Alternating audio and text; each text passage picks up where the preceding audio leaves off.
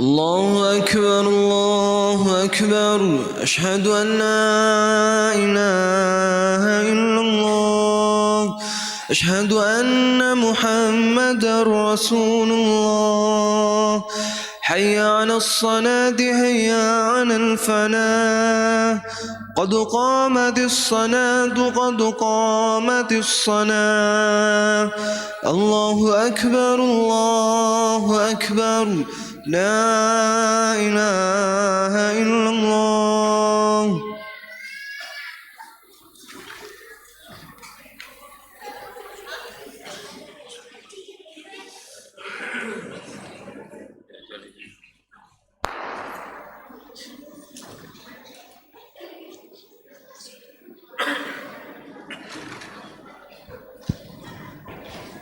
Cek.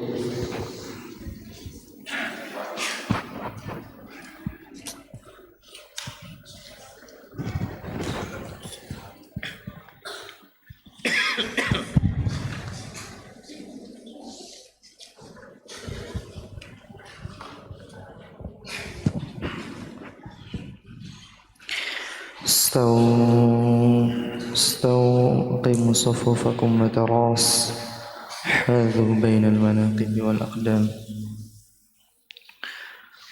الله أكبر.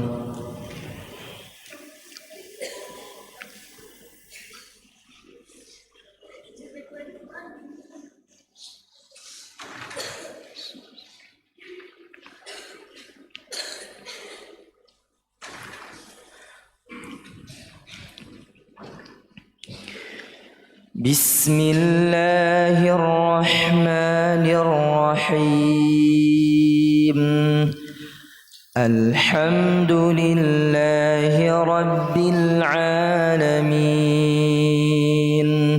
الرحمن الرحيم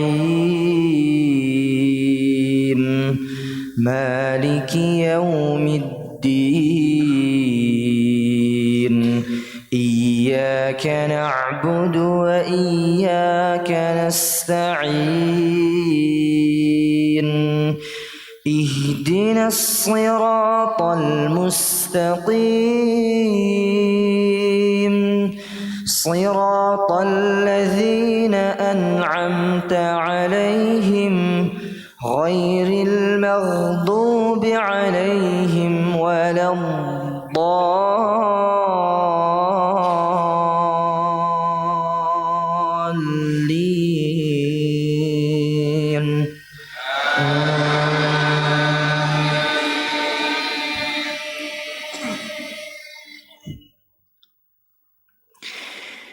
يا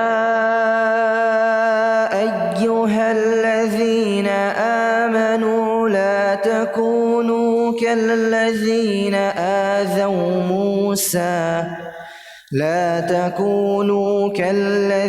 آذوا موسى فبرأه الله مما قالوا وكان عند الله وجيها. يا أيها الذين آمنوا اتقوا الله وقولوا قولا سديدا يصلح لكم أعمالكم ويغفر لكم ذنوبكم ومن يطع الله ورسوله فقد فاز فوزا عظيما. إنا عرضنا الأمانة على السماوات والأرض والجبال فأبين أن يحملنها وأشفقن منها وحملها الإنسان إنه كان ظلوما جهولا. ليعذب الله المنافقين والمنافقات المشركين والمشركات ويتوب الله على المؤمنين والمؤمنات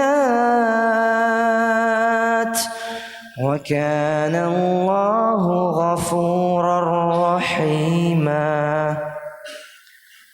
الله أكبر.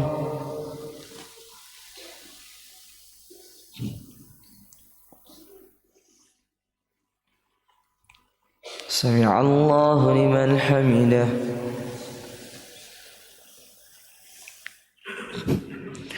الله أكبر.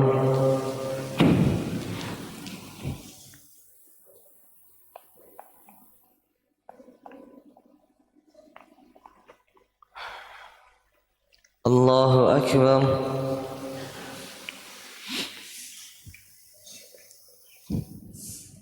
الله أكبر.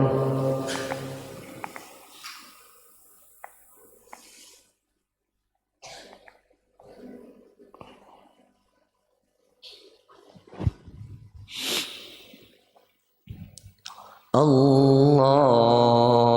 أكبر.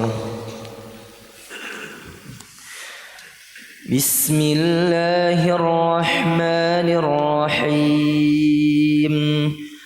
الحمد لله رب العالمين الرحمن الرحيم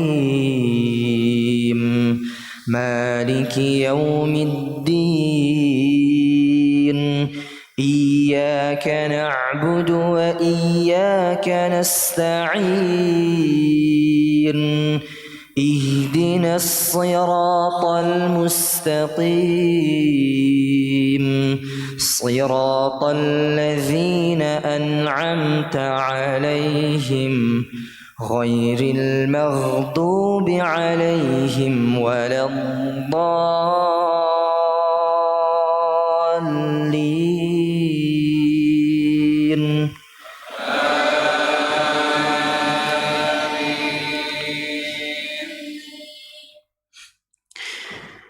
يا أيها الذين آمنوا اتقوا الله ولتنظر نفس ما قدمت لغد واتقوا الله إن الله خبير بما تعملون. ولا تكونوا كالذين نسوا الله فأنساهم أنفسهم أولئك هم الفاسقون. لا يستوي أصحاب النار وأصحاب الجنة أصحاب الجنة هم الفائزون.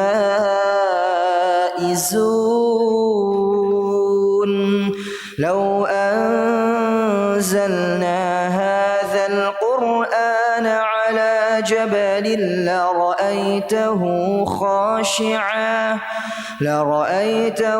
خاشعا متصدعا من خشية الله.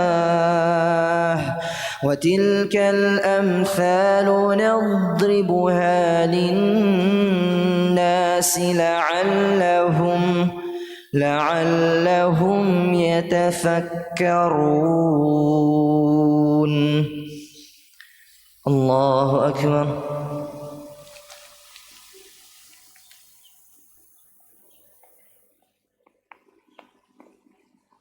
سمع الله لمن حمده.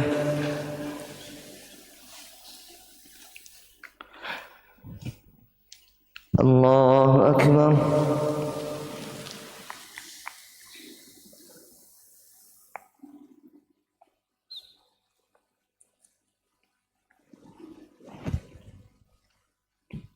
الله أكبر.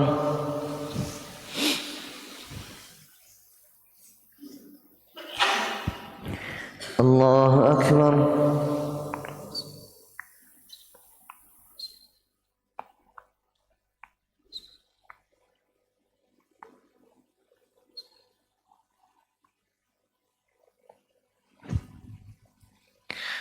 الله أكبر.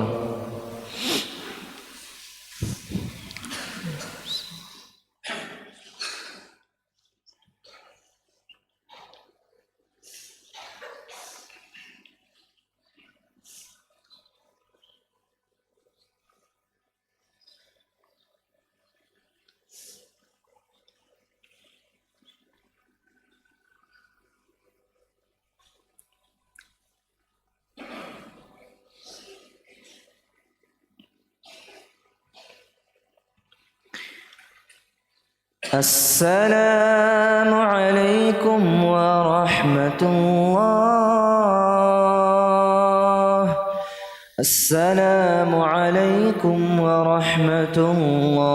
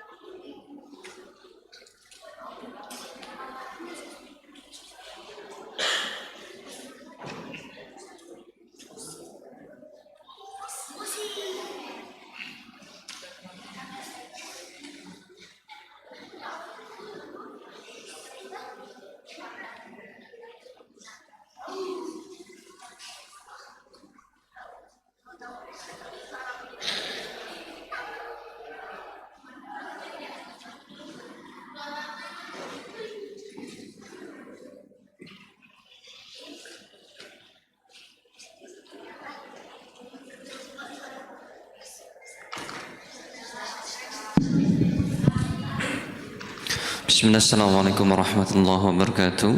Alhamdulillah, wassalatu wassalamu ala rasulillah wa ala alihi wa ashabihi wa man wala.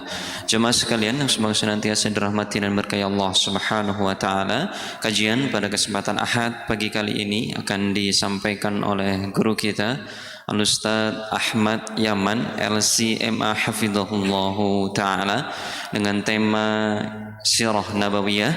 Maka mari kami mengundang kepada para jamaah sekalian untuk dapat menghadiri kajian yang akan beliau sampaikan. Kita sama-sama menyelami suri tauladan terbaik sepanjang zaman. Semoga dengan itu akan menjadi bekal yang baik untuk kita dalam menjalani kehidupan di dunia ini. Terima kasih. Wabillahi taufiq wal hidayah. Assalamualaikum warahmatullahi wabarakatuh.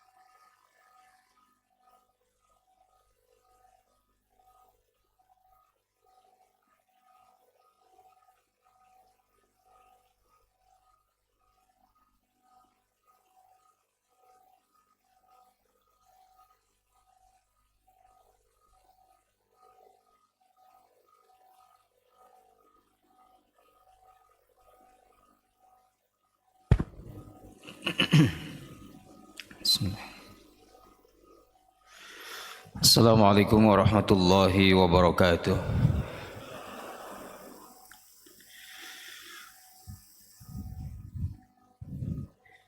Alhamdulillahilladzi arsala rasulahu bil huda wa dinil haqq liyudhhirahu 'alad dini kullihi wa kafa billahi syahida. Asyhadu an la ilaha illallah wahdahu la syarikalah wa asyhadu anna Muhammadan 'abduhu wa rasuluhu alladzi la nabiyya ba'dah. Allahumma salli wa sallim wa barik ala asyrafil anbiya'i wal mursalin nabiyyina Muhammadin sallallahu alaihi wasallam wa ala alihi wa ashabihi wa man sara ala nahjihi ila yaumiddin, amma ba'd. Ikhwatiman rahimani wa rahimakumullah. Kita melanjutkan kajian Sirah Nabawiyah. Di pertemuan terakhir kita membahas tentang perang Uhud yang Allah takdirkan kemenangan diraih oleh orang-orang kafir Quraisy. Tentu ada sebab kenapa kemudian peperangan yang di awal sebenarnya sudah akan dimenangkan oleh kaum muslimin, tapi tiba-tiba berbalik menjadi diraih oleh orang-orang musyrikin Makkah. Yang utama tentu karena ketidakpatuhan, ketidaktaatan kaum muslimin, wabil khusus pasukan pemanah yang oleh Nabi sallallahu alaihi wasallam sudah ditempatkan dan ditempatkan di sebuah bukit yang dinamakan Jabal Rumat. Di kemudian hari sampai sekarang ada bukit, Bapak Ibu yang umroh pasti sudah ke sana. Ada sebuah bukit, disitulah Nabi menempatkan 50 pasukan pemanah yang diketuai oleh Abdullah bin Zubair. Tetapi di akhir pertempuran saat disangka bahwa kaum muslimin sudah menang, sehingga mereka sibuk berebut harta rampasan perang karena kaum musyrikin sudah lari, ya, sudah berhasil dipukul mundur. Mereka ada yang meninggalkan kudanya, ada yang meninggalkan tombak panahnya, ada yang meninggalkan harta-harta benda lainnya, sehingga kaum muslimin kemudian berebut harta rampasan perang itu. Nah, oleh pasukan pemanah dilihat dari atas, mereka melihat dari atas ke bawah itu sedang rebutan. Ada yang dapat kuda perang, ada yang dapat alat-alat perangnya. Nah, mereka menganggap, wah, kalau kami tidak turun kami nggak kebagian ini, ya, nanti kehabisan gitu. Sehingga terfikir dalam benak mereka, sudah menang ini kok orang kafir sudah kabur, sudah lari. Padahal mereka tidak tahu ada 2 pasukan kavaleri yang masih mengintai, mengawasi di belakang, yang diketuai oleh Khalid bin Walid dan juga oleh anaknya Abu Jahal, saat itu belum masuk Islam, Ikrimah. Ya, Khalid dan Ikrimah pun masih di pihak musuh. Jadi melihat itu sempat adu mulut di antara pasukan pemanah. Yang satu ingin turun, sudahlah, kalau sudah lari ke orang musyrikin itu, musuh sudah kabur, ya udah kita ambil harta rampasan perang, nanti nggak kebagian. Ya, belum tentu kalau nanti dibagi oleh Rasulullah kita kebagian atau enggak. Lihat, mereka sedang berebut, kita hanya menonton. Tapi Abdullah bin Zubair sebagai komandannya berpesan, kita sudah dipesankan oleh Nabi, jangan meninggalkan pos kalian, tempat kalian, mau kaum muslimin menang atau kalah jangan tinggalkan. Kalau kami diserang pun jangan ikut menyerang. Benar-benar di standby-kan oleh Nabi di sana. Akhirnya 38 ya dalam beberapa riwayat itu turun yang sisa 12 pasukan. Melihat kondisi kaum muslimin sudah rebutan dan tidak fokus lagi dalam perang karena dalam pikiran mereka ini sudah selesai perang. Nah, Khalid bin Walid melihat celah itu, sehingga Khalid bin Walid langsung memobilisasi pasukannya untuk menyerang, artinya berbalik menempati bukit pemanah, ya, menempati bukit pemanah, dan jumlahnya mereka cukup banyak, ratusan orang yang di standby-kan, sehingga kalau kemudian 12 orang ini bertahan di atas, tentu secara jumlah tidak akan bisa menandingi. Ya, akhirnya qadarullah kalahlah mereka dari orang-orang kafir.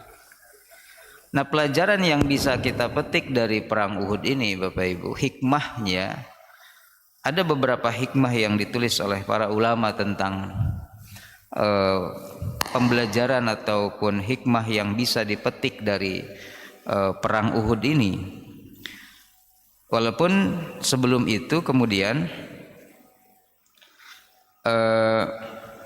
ada di Madinah yang sebelumnya Abdullah bin Ubay, orang Madinah munafik yang berbalik arah menarik lagi pasukannya sebanyak 300 orang yang awalnya akan membantu Nabi. Jadi Nabi saat itu sudah agak tenanglah 1000 yang siap perang Uhud. Tiba-tiba di tengah perjalanan Abdullah bin Ubay yang memang tidak ada niat sama sekali untuk ikut perang, jiwa kemunafikannya kemudian muncul, menghasut ataupun membujuk 300 pasukan itu balik arah. Akhirnya Nabi tinggal tersisa 700. Nah, ketika Rasulullah SAW pulang ke Madinah dengan beban pikiran yang cukup berat, lalu kemudian luka di tubuh beliau, kan helm besi beliau sampai penyok Bapak Ibu, rahang beliau kemudian juga terluka, gigi-gigi geraham beliau copot, ya. Fatimah Az-Zahra, putri beliau itu kemudian membasuh luka-luka ayahnya. Ternyata para tawanan perang Badar yang dulu dikasihani dan dibebaskan kembali memerangi kaum muslimin. Ingat pernah saya sampaikan, Nabi dengan Abu Bakar lebih setuju tawanan perang itu dijadikan tebusan. Tentu bukan orientasi dunia mungkin saat itu Rasulullah SAW, tapi lebih memilih kemaslahatan. Sudahlah dibebaskan, dananya bisa untuk fakir miskin, bisa untuk membangun kembali pasca perang Badar saat itu. Tetapi Umar bin Khattab lebih cenderung dibunuh saja semua, karena ya tidak ada gunanya dilepaskan pun. Ya, yang dikhawatirkan oleh Umar, mereka akan membocorkan kondisi kaum muslimin. Karena Nabi sudah memilih itu, ya Umar sami'na wa ta'na, lalu ditegur oleh Allah Subhanahu wa taala. Tidak pantas seorang nabi yang memiliki tawanan perang itu tetapi pikirannya masih dunia. Harta masih tebusan lah begitu. Karena Nabi menangis, Abu Bakar pun ikut menangis dengan teguran itu. Artinya Allah Subhanahu wa taala tentu lebih memilih pendapat Umar saat itu. Nah, ternyata yang dikhawatirkan itu terjadi. Mereka yang pernah ditawan menjadi tahanan perang Badar, lalu kemudian dibebaskan dengan tebusan, merekalah yang membocorkan semua strategi kaum muslimin, kondisi kaum muslimin itu.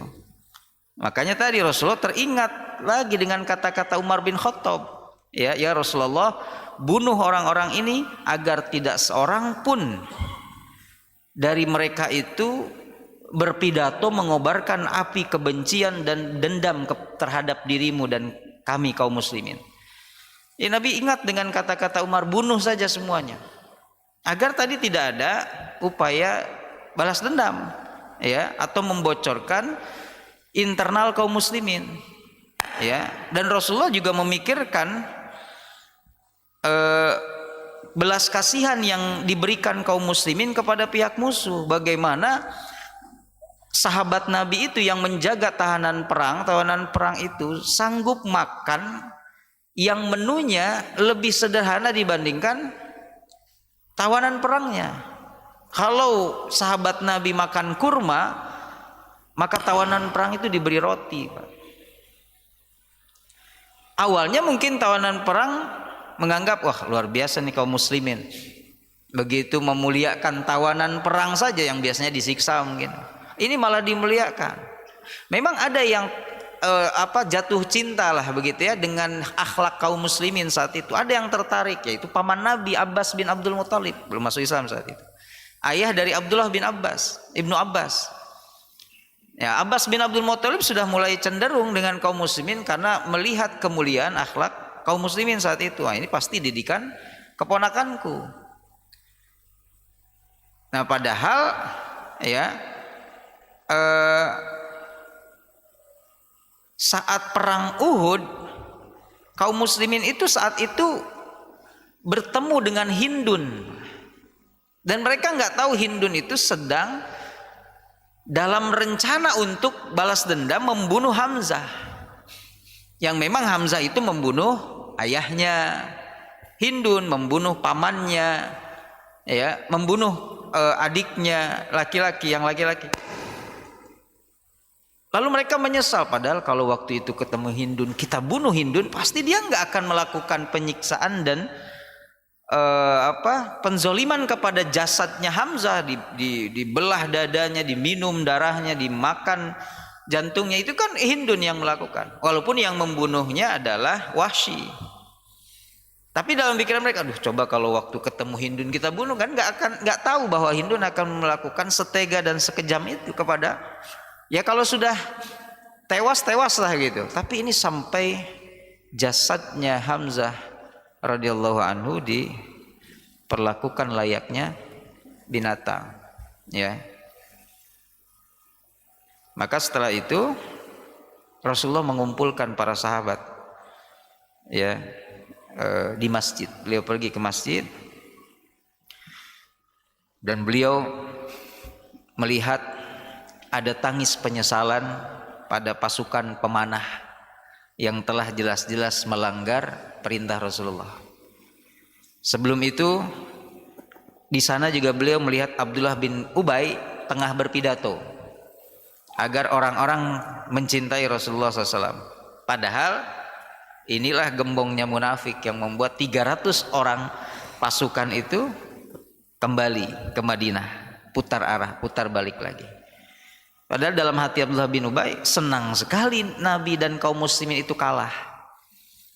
Bahkan ingin sekali Nabi itu kemudian gugur di medan pertempuran, ya. Nah, beberapa sahabat ketika lihat Abdullah bin Ubay sedang pidato agar tetap mencintai Rasulullah, padahal para sahabat tahu ini orang bermuka dua gitu.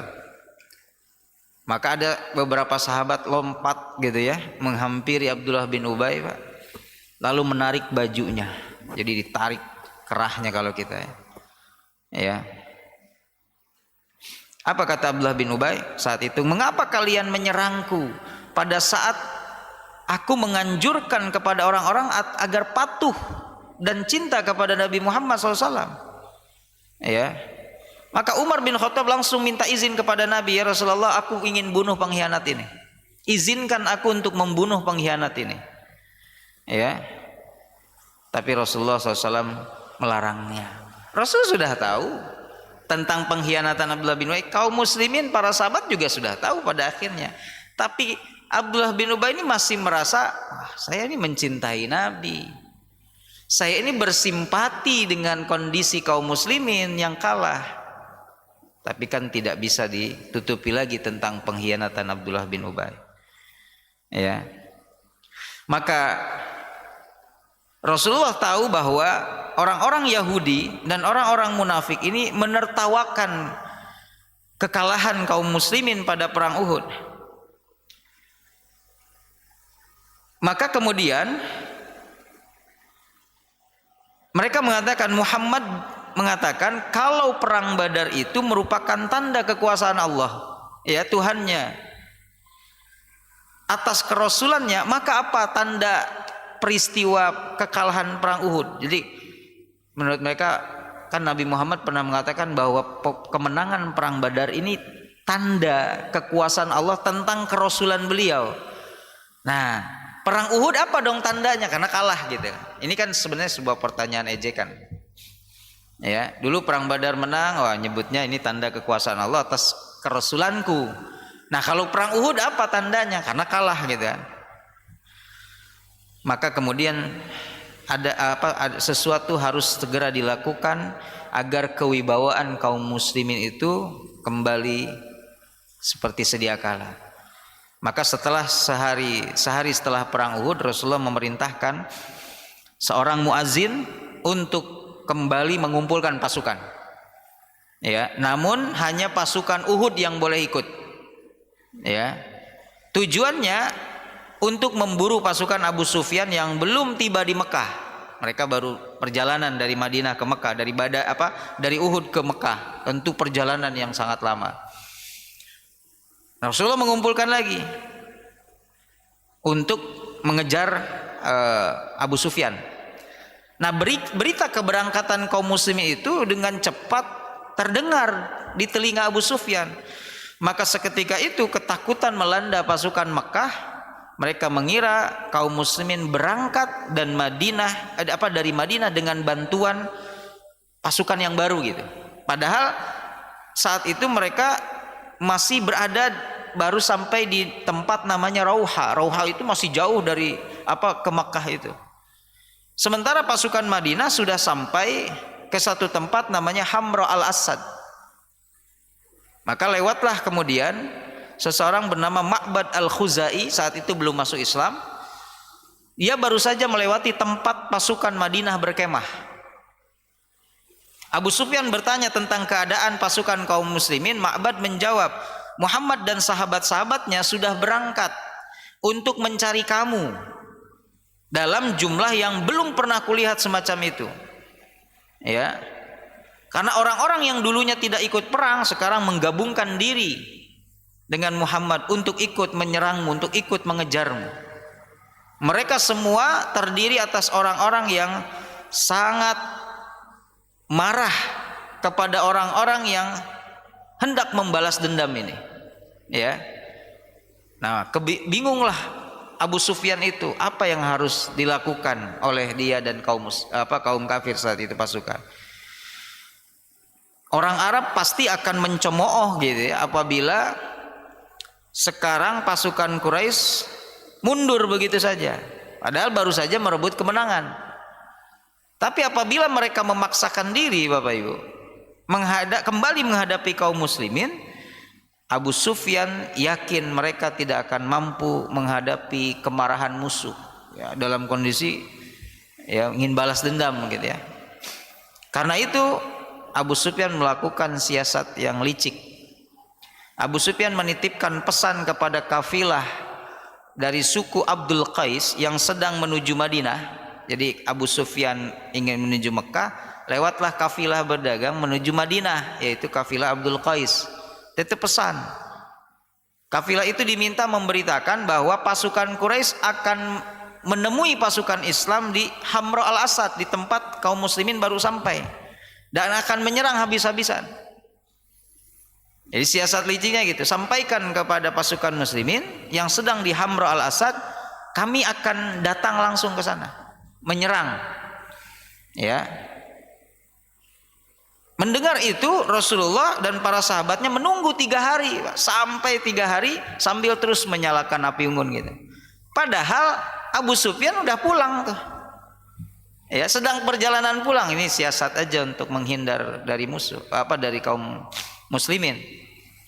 Abu Sufyan bilang, sampaikan kepada Muhammad, kami akan nyerang mereka di tempat perkemahan mereka. Ya, Nabi nunggu. Ya sudahlah, berarti perangnya di sini. Nabi nunggu. Sehari kok nggak datang, 2 hari tidak datang, 3 hari datang. Padahal Abu Sufyan sudah makin jauh menuju ke Mekah. Ya. Akhirnya pasukan muslimin kembali ke Madinah. Ya. Kembali ke Madinah. Kenapa? Ya, nggak ada, ternyata sudah 3 hari ditunggu, Abu Sufyan nggak datang juga. Tetapi kewibawaan kaum muslimin saat itu mulai sedikit terangkat. Kenapa? Karena ternyata sudah disamperin oleh kaum muslimin, oleh Nabi. Abu Sufyannya nggak datang, justru malah pulang. Oh, berarti penakut mereka. Makanya kewibawaan kaum muslimin sudah mulai sedikit terangkat lagi. Ternyata musuh tidak berani menghadapi kaum muslimin gitu saat itu. Akan tetapi kemudian segera tersiar kabar bahwa orang yang bernama Tulaihah dan Salamah bin Khuwailid sedang menggerakkan Bani Asad untuk menyerang Madinah dan menggempur Rasulullah sampai rumahnya Nabi sendiri. Selain itu tujuan Bani Asad adalah untuk merampas ternak kaum muslimin yang digembalakan di ladang-ladang sekeliling Madinah. Maka Rasulullah segera bertindak. Beliau memanggil Abu Salamah bin Abdul Asad, lalu memerintahkan Abu Salamah membawa 150 pasukan. Rasulullah menyuruh agar pasukan hanya berjalan pada malam hari dan siangnya bersembunyi. Mereka harus menempuh jalan yang tidak biasa dilalui orang. Berangkatlah Abu Salamah. Ini biasanya perang kecil. Nabi tidak langsung memimpin, Bapak Ibu. Kalau perang besar yang Nabi pimpin disebutnya Ghazwah, jamaknya Ghazawat. Tapi kalau perang kecil Nabi tidak ikut, namanya Sariyah, jamaknya Saroya. Nah, ini perang-perang kecil lah. Nabi hanya mengutus sahabatnya siapa yang menjadi komandan perangnya dengan jumlah pasukan juga yang sedikit, misalnya tadi 150 orang ya. Dan Abu Salamah kemudian berangkat dan dia pun berhasil menyergap musuh ya, Tulaihah dan juga Salamah bin Khuwailid, dan mereka musuh ini sedang tidak dalam keadaan siap ya. Maka dipukul mundurlah oleh Abu Salamah ya. Nah, ikhwatiman rahimani wa rahimakumullah, kembali kepada pelajaran yang bisa dipetik dari perang Uhud. Pertama tadi ya, ketika surat Al-Abbas, maksudnya surat dari Abbas bin Abdul Muthalib ya, yang tadi saya sebut paman Nabi ya. Jadi paman Nabi ini membocorkan persiapan Abu Sufyan dan orang-orang Quraisy pasukan. Dibocorkan oleh paman Nabi, dikirim surat, disampaikan kepada Nabi Muhammad, ini pasukan Quraisy sudah bergerak ke sana. Sehingga Nabi tahu gitu dan mempersiapkan diri. Makanya ditulis surat tentang rencana orang Quraisy. Rasulullah kalau kemudian memerintahkan Ubay bin Ka'ab untuk merahasiakannya. Nah, hal ini menunjukkan bahwa pentingnya menyembunyikan sesuatu yang apabila disebarluaskan beritanya akan berdampak negatif, sehingga diketahui oleh orang-orang yang tidak bertanggung jawab. Jadi peristiwa atau rencana keberangkatan orang-orang Quraisy menuju Madinah diterima oleh Nabi, lalu Nabi pesan ke ke Ubay bin Ka'ab, jaga rahasia ini, jangan dulu disebarkan, sehingga nanti membuat kepanikan, kegaduhan di tengah kaum muslimin saat itu. Maka dalam hadis dari Mu'az bin Jabal radhiyallahu anhu, Rasulullah SAW bersabda, ista'inu ala injahil hawaij bil kitman fa inna kulla dhi ni'matin mahsud. Sukseskanlah penyelesaian hajat kalian dengan menyembunyikan hajat tersebut, karena setiap orang yang memiliki nikmat pasti akan mendapatkan sikap hasad dari orang lain. Jadi kalimat ini, hadis ini suka dijadikan sebuah dalil kalau kita punya kenikmatan, Bapak Ibu, sebisa mungkin ditutup dulu. Karena setiap nikmat itu pasti ada orang yang dengki. Ya, mungkin kalau kita terkadang malah distatuskan, justru pengen dilihat orang gitu, supaya orang lain iri. Nah, malah beda ya. Bedanya sedikit kita sama sahabat itu. Jadi justru kata Nabi, kullu zi ni'matin mahsud.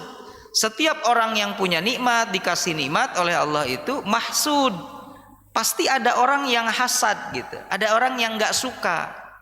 Nggak setiap orang kemudian akan suka kan dengan nikmat yang kita raih. Ya. Maka disembunyikan kata Nabi. Khawatir ada orang yang iri. Ya. Ibu iftar jama'i bukber di mana gitu kan, foto bukbernya, foto makanannya. Mungkin dilihat orang yang memang belum punya makanan untuk bukbernya atau untuk iftarnya gitu. Nah, itu yang dimaksud. Ya. Karena setiap nikmat itu khawatir kemudian ada orang yang iri gitu. Ada orang yang tidak suka, ya. Jadi kalau ada orang yang punya agenda sesuatu atau informasi sesuatu yang kalau diketahui orang lain menimbulkan madorot, maka sebaiknya nggak usah diceritakan. Sebaiknya ditutupi saja, ya. Karena menceritakan kepada orang lain seperti kasus surat Al-Abbas tadi, ya, kepada Rasulullah tentang rencana orang Quraisy, maka akan dapat membuat orang Yahudi dan orang munafik ini senang dan kaum muslimin menjadi takut dan sedih. Coba kalau diketahui saat itu Nabi langsung menyampaikan, ini saya dapat surat dari Abbas bin Abdul Muttalib, dari paman saya. Orang Quraisy sudah bergerak mau menyerang kita. Terdengar oleh orang Yahudi dan munafik, mereka pasti senang nih, Pak. Apa nih? Pasti kaum kafir akan balas dendam kekalahan perang Badar. Dan kaum muslimin kemudian nanti akan merasa takut dan sedih. Itu yang dikhawatirkan oleh Nabi. Maka disembunyikan. Ubay bin Ka'ab, kamu jangan memberitahu kepada siapapun berita ini. Ya, dan Nabi tetap sudah mengetahui, maka Nabi kemudian merencanakannya dengan senyap.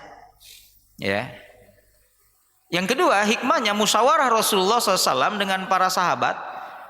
Apakah kita perangnya keluar Madinah untuk menyongsong musuh atau tetap di Madinah? Nah, itu Rasulullah musyawarah. Ya, ini pentingnya musyawarah.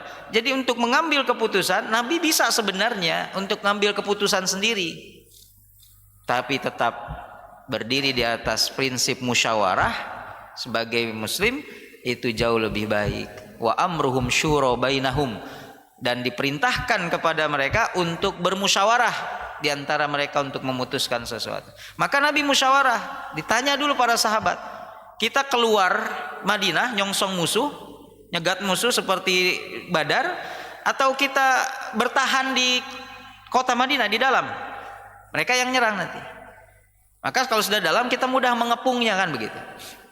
Tapi kalau keluar kita nggak tahu di luar mereka mungkin sudah merencanakan apa. Nah, itu musyawarah Nabi. Nah, keinginan sebagian besar sahabat keluar, Pak, untuk menyongsong musuh seperti di perang Badar. Udah keluar lagi aja Nabi. Ya, tetapi beliau kemudian cenderungnya Nabi itu di dalam, tapi karena mayoritas menginginkan di luar, maka beliau mengambil keputusan di luar. Ya, walaupun suara mayoritas itu tetap tidak mutlak, tapi dapat dipertimbangkan gitu. Nabi cenderungnya di dalam saja, walaupun Nabi punya pikiran kalau di dalam resikonya resiko pengkhianatan. Kalau di dalam nih Pak, orang-orang Yahudi munafik bisa saja kemudian justru berbalik arah, berada di pihak musuh, lebih mudah mereka menghancurkan karena di dalam. Itu tahu resiko itu Nabi. Tetapi beliau lebih cenderung di situ. Hanya mayoritas suara kemudian menginginkan di luar, wabil khusus para pemuda Ansor di luar saja Rasulullah. Maka Nabi mengambil keputusan sudah di luar. Ya, Uhud maksudnya.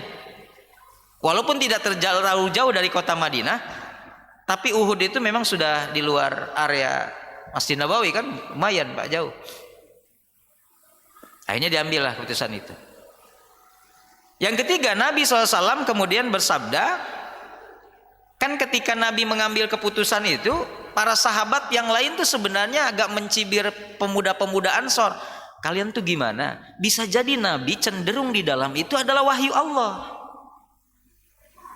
Lalu kalian kemudian tetap merengek-rengek untuk di luar. Bisa jadi itu tuh adalah wahyu dari Allah. Nabi milih di dalam kota Madinah. Kalian kemudian desak-desak Nabi untuk suara mayoritas. Bisa jadi itu. Lalu Nabi kemudian kan akhirnya memilih pendapat terbanyak, udah di luar, dan Nabi langsung pakai baju perangnya. Maka Nabi bersabda ketika pemuda-pemuda Ansor itu akhirnya datang, ya Rasulullah, maafkan kami kalau kami desak-desak engkau untuk di luar. Kami khawatir keputusanmu di dalam itu adalah wahyu dari Allah. Jadi kami udahlah ikut aja engkau ya Rasulullah. Maksudnya udah di dalam aja. Kata Nabi, tidak pantas bagi seorang Nabi yang telah mengenakan baju perangnya untuk menanggalkannya kembali sehingga ada keputusan Allah. Allah tidak ada memutuskan apa-apa, berarti tetap di luar. Dan pantang bagi Nabi, bahasanya udah pakai baju perang sudah nggak boleh lepas lagi. Kalau udah memutuskan di luar sudah, aku nggak mundur gitu. Akhirnya jadi di luar. Maka Ibnu Qayyim rahimahullah berkata, kalau sudah direncanakan jihad itu ya harus dilaksanakan. Kalau sudah direncanakan, ya laksanakan. Urusan hasil itu urusan Allah gitu. Tapi kalau sudah direncanakan, ya laksanakan. Ya. Terutama dalam konteks jihad, kalau pakaian perang sudah dikenakan, ya udah berangkat, siap berangkat, jangan lagi dilepas bahkan kemudian mundur. Tidak boleh pulang lagi kembali atau mengundurkan diri sampai benar-benar bertemu dengan musuh, apakah mati ataupun apakah syahid ataupun menang, kan begitu. Ya. Lalu yang keempat, persiapan Rasulullah SAW untuk berperang yang mengenakan dua baju perang secara berlapis menunjukkan tentang disyariatkannya tawakal. Upaya maksimal Nabi sampai 2 lapis baju perangnya, Pak. Bukan karena takut Rasulullah, tapi memberikan sebuah contoh kepada para sahabat, ikhtiar itu maksimal, baru tawakal hasilnya gitu. Ya, Nabi sampai menggunakan 2 lapis pakaian perangnya, baju perangnya, Pak. Dan Nabi menggunakan, ya, karena Nabi tahu perang ini bukan perang biasa lagi seperti perang Badar. Perang Badar saja sedahsyat itu, tapi perang ini dipenuhi dengan aura kebencian dan dendam. Di kemarahan orang-orang Quraisy, dendam orang-orang Quraisy itu benar-benar membara dalam dada mereka. Maka tidak main-main mereka dengan 3.000 orang pasukan, dengan 700 pasukan berkuda. Oh, mereka siap banget gitu. Maksimal sekali ikhtiarnya. Nabi pun ya maksimal, pakai mikfar itu helm besi, pakai baju perang lapis 2 lapis, Pak. Itulah tawakalnya, seperti itu. Itulah tawakal gitu, Pak. Ya. Setelah upaya maksimal. Jadi tawakal itu adalah menyerahkan setiap hasil kepada Allah setelah melalui doa dan ikhtiar yang maksimal. Baru tawakal. Kalau bahasa Nabi, ikat dulu untamu baru tawakal gitulah. Ya, kalau kita ya kunci dulu kendaraanmu baru tawakal. Kalau ditakdirkan hilang, itu qadar Allah. Tapi kita nggak akan dihisap karena hilangnya, kita akan dihisap kenapa nggak dikunci. Ya, tawakalnya itu nggak akan dihisap hasil kan, Pak. Tapi yang dihisap ikhtiar. Allah nggak akan nanya kenapa kamu nggak pintar, enggak, tapi kenapa kamu nggak belajar. Sudah aku kasih pendengaran, penglihatan, hati, kenapa tidak belajar, kenapa tidak mensyukurinya dengan tak belajar. Masalah pintar itu rizki dari Allah, masalah faham rizki, Pak. Robbi zidni ilman warzuqni fahman. Kita datang pun sudah nambah ilmu, Pak, tapi faham itu urusan Allah, rizki dari Allah gitu kan. Apakah yang hadir di sini semua bisa faham 100%? Kan enggak. Tapi nambah ilmunya, nambah. Jadi tahu tentang perang Uhud. Jadi tahu tentang bagaimana Nabi terluka dan lain sebagainya, nambahlah ilmunya. Tapi fahamnya, itu rizki dari Allah. Maka doa kita warzuqni fahman. Ya Allah, karuniakan, rizkikan kepadaku pemahaman. Ya. Kalau ilmu bertambah insyaallah, ya. Nah, lalu yang pelajaran yang kelima ada desersi. Desersi itu pergi dari perang tanpa permisi kan gitu ya. Maksudnya kabur dari peperangan yang dilakukan oleh Abdullah bin Ubay dan para sahabatnya gitu, teman-temannya. Ini yang disebut dosa besar kan dalam hadis Nabi. Di antara dosa besar adalah Al-firar fi yaumiz zahfi, lari dari medan pertempuran.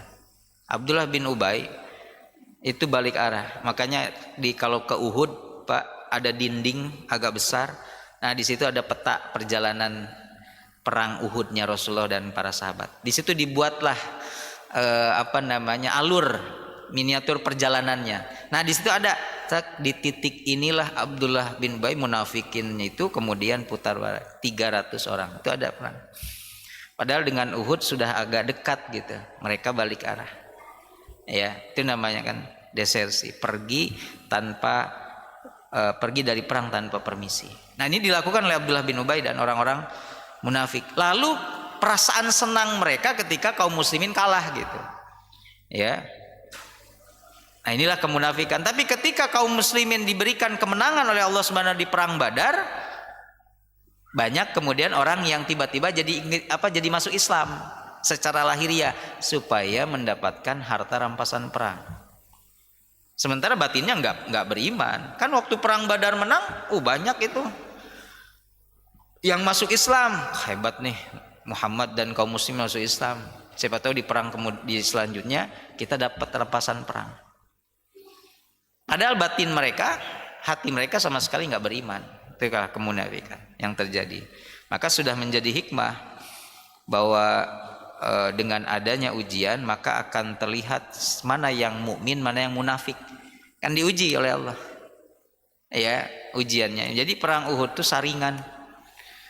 Fala ya'lamannallahu alladziina shadaqu wa la ya'lamannal kadzibin. Akan diketahuilah mana yang imannya benar, jujur, mana yang imannya dusta. Saringannya apa? Ya ujian tadi, ujian kekalahan. Karena kalau kemenangan orang semua juga kepengen, Pak. Itu jadi harapan. Tapi begitu kalah, sekuat apa komitmen mereka kepada Islam dan Allah dan Rasulnya. Ternyata kan terlihat, ya, mana orang-orang mukmin, mana orang-orang yang munafik. Kalau orang kafir kan jelas. Makanya kemudian di perang Uhud ini terbagilah menjadi 3 golongan: mukmin, kafir, munafik. Ya, kafir jelas lah udah orang-orang Mekah, ya, musyrikin Mekah. Tapi yang sulit untuk dibuka kedoknya ini kan orang munafiknya. Nabi saja nggak tahu kalau tidak diberitahu oleh Jibril. Si fulan, Nabi kan nggak tahu isi hatinya. Nah, itu kondisi perang Uhud itu akhirnya muncullah 3 kelompok ini. Kalau di perang Badar, yaumal taqal jam'an, masih 2 kelompok, Pak. Hari di mana bertemu 2 kelompok, mukmin kafir, hak batil, masih. Ya udah, bedanya udah jelas nih garis pemisahnya. Tapi di perang Uhud ada muncul 1 kelompok. Nah, ini yang susah. Ya, orang munafik. Makanya di Madinah itu tempatnya orang-orang munafik, sehingga ayat-ayat Madaniyah, Al-Baqarah, Ali Imran itu panjang-panjang, Pak. Iya kan? Ayat-ayatnya panjang. Kenapa? Karena karakteristik orang munafik ini susah ditebak, sehingga menjelaskan sesuatu itu harus detil. Beda dengan orang kafir. Kalau orang kafir ya langsung to the point, tak selesai. Hitam-hitam, putih-putih. Tapi orang munafik yang mungkin sering disebut abu-abu, ini susah nih, putih bukan, hitam bukan gitu, abu-abu itu. Karena gabungan hitam dan putih. Ya. Ini susahnya, maka ayat-ayat tentang ciri ayat Madaniyah dalam kitab-kitab ulumul Quran, ayatnya panjang. Kenapa? Berbicara tentang ahlul kitab dan orang-orang munafik yang sering susah untuk diberikan pemahaman gitu, Pak. Orang munafik itu membongkar kedoknya itu susah orang munafik.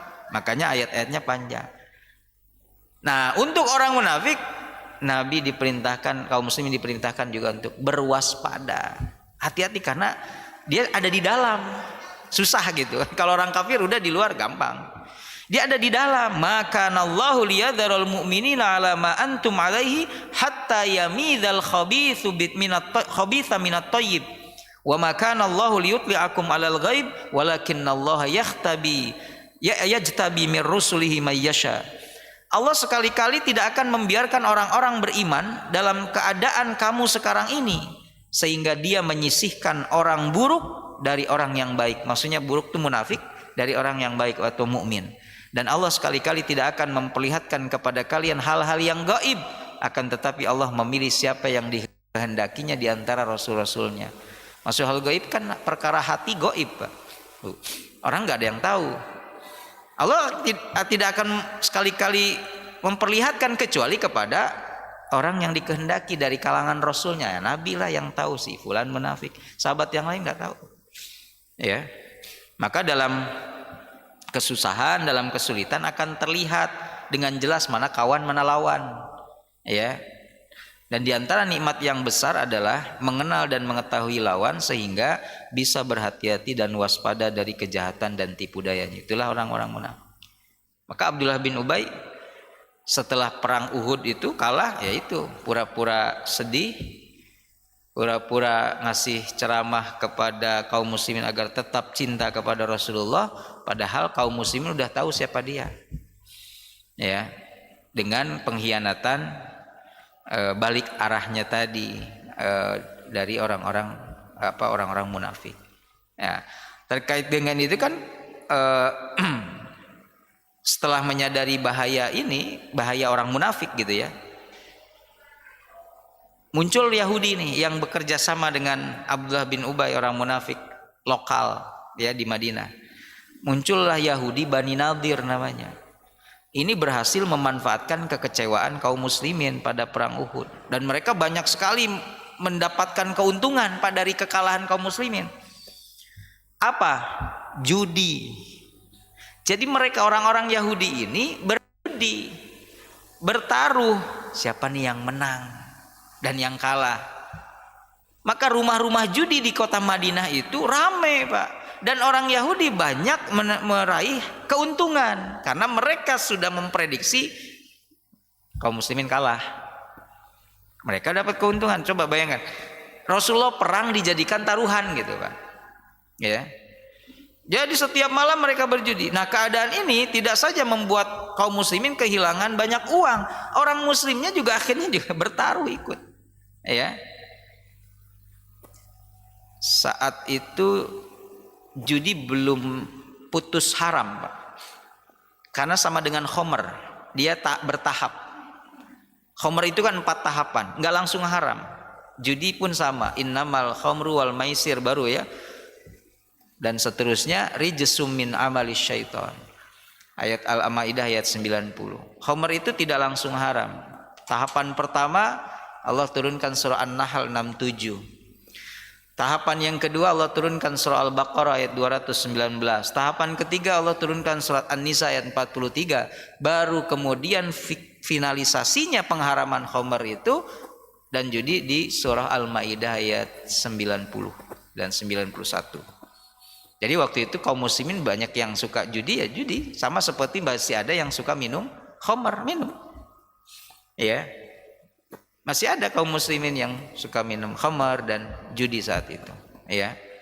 Jadi mereka pasanglah taruhan. Ya, akhirnya kaum muslimin kan banyak kalah juga, udah kalah perang, kalah di meja judi, ya. Nah, bisnis jelek orang Yahudi ini tidak saja membuat kaum muslimin menjadi miskin orangnya, karena tidak ada ceritanya orang kaya dari judi gitu kan, Pak. Jadi miskin mereka. Tapi bukan saja miskin ekonomi, menghancurkan jiwa mereka. Sebab teman paling intim saat judi apa, Pak? Khomer. Iya kan? Khomer dan judi ini ya nggak bisa dipisahkan. Jadi mereka rusak secara ekonomi, rusak secara kejiwaan dan fisik karena khomernya itu. Ya. Maka Nabi kemudian menyerukan agar judi dan khomer itu dilarang. Ditutuplah rumah-rumah judi, protes Yahudi Bani Nadir. Muhammad, kebijakanmu bikin kami bangkrut. Padahal mereka nggak sadar. Rumah judi yang mereka buka bikin kaum muslimin juga miskin. Tutup, kata Nabi. Itu merusak ekonomi, keuangan satu orang atau rumah tangga, dan sekaligus merusak jiwa dan fisik. Ya.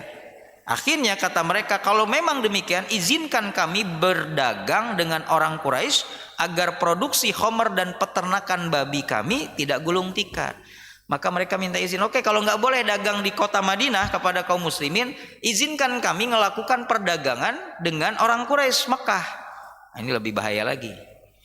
Karena kalau mereka kemudian dengan orang Quraisy, apa yang kita sudah bisa tahu rencana apa yang mereka rencanakan untuk Nabi dan kaum muslimin. Kalau ada hubungan dagang dengan orang Quraisy, tapi Rasulullah tidak menghiraukan protes itu. Tetap khamr saat itu ditutuplah, rumah judi dan khamr ditutup. Beliau nggak peduli dengan hancurnya pabrik-pabrik khamr saat itu dan peternakan babi, nggak peduli, ya, karena semua itu nggak sebanding dengan hancurnya jiwa kaum muslimin saat itu, dengan rusaknya generasi akibat judi dan mabuk-mabukan, ya.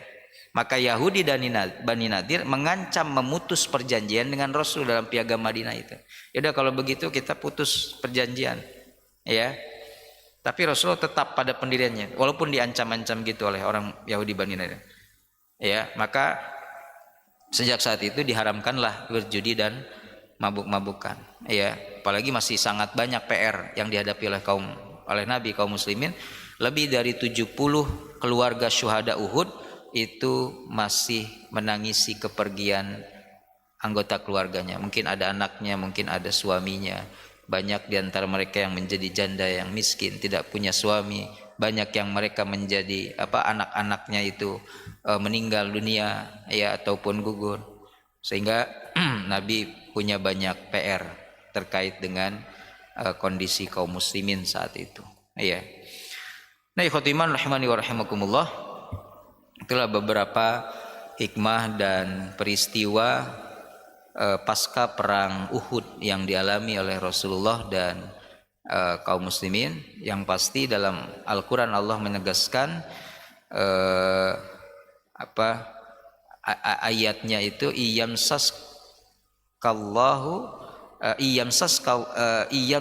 qarhun faqad massal qauma qarhum misluh, ya. Kalau hari ini kalian terluka, maka ada juga yang sebelumnya terluka. Watilkal ayyamu nudawiluha bainan nas. Maka Allah pergilirkan waktu itu. Maksudnya perang Uhud mengajarkan kepada kita tentang siklus sunatullah, Pak. Walaupun Nabi memperjuangkan Islam, agama yang hanya Islam, agama yang satu-satunya diridhoi oleh Allah, tetap saja bukan berarti kemudian tidak mengalami sunatullah. Kalau kamu sekarang terluka, kata Allah, sebelumnya pun ada yang terluka. Kalau sekarang kamu kalah, sebelumnya pun ada yang kalah. Maka Allah pergilirkan waktu, masa, sebagai apa? Ujian. Jadi Nabi walaupun memperjuangkan Islam kan nggak selalu menang. Kaum muslimin nggak selalu menang. Pasti ada masanya Allah pergilirkan dengan kekalahan supaya menjadi ibrah. Maka Nabi sering mendatangi Uhud, bukan Badar, Pak. Nabi sering mengambil ibrah dari kekalahan dibandingkan dari kemenangan. Karena kalau menang gak usah ngambil ibrah, karena memang itu tujuan orang semua. Tapi bagaimana mengambil hikmah dan pelajaran dari kekalahan. Nabi sering ke Uhud, kemudian ziarah ke makam pamannya di sana, Hamzah dan Abdullah bin Jahaz. Ya, ada satu tempat tuh yang dipagar besi besar itu, luas. Itulah paman Nabi dan juga sahabat Nabi. Nabi sering datang ke Uhud, melihat Jabal Rumat. Inilah tentang ketidaktaatan kaum muslimin saat itu pasukan. Jadi Nabi lebih sering mengambil ibrah dari kekalahan perang Uhud dibandingkan dari kemenangan perang Badar, ya. Baik, ikhwatiman rahimani wa rahimakumullah. Itu saja yang bisa saya sampaikan pada kesempatan pagi hari ini. Semoga banyak ibrah yang bisa kita ambil dari perang Uhud, terutama tentang komitmen ketaatan kita kepada Allah dan Rasulnya sebagai syarat meraih kemenangan dan juga kesuksesan. Jazakumullah khairan katsiran. Ada pertanyaan Bapak Ibu dari perang Uhud? Tidak ada? Baik, terima kasih atas perhatiannya. Mohon maaf jika ada kekurangan. Kita tutup dengan doa kafaratul majlis. Subhanakallahumma wa bihamdika Asyhadu an la ilaha illa anta astaghfiruka wa atubu ilaik. Walhamdulillahirabbil alamin. Assalamualaikum warahmatullahi wabarakatuh.